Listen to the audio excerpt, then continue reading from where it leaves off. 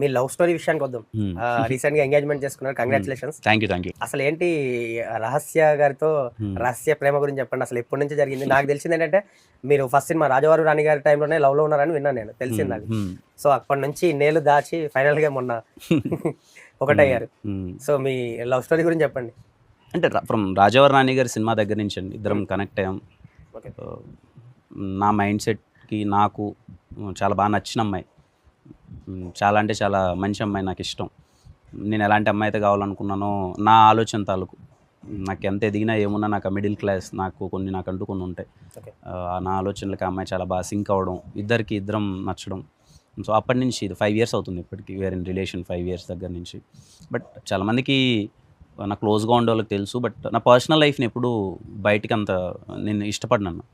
ఇప్పుడు నా personal life నాది ఉంటుంది, బయటికి దాన్ని ఎక్కువ పోర్ట్రే చేసి అనేది నాకు నచ్చదు.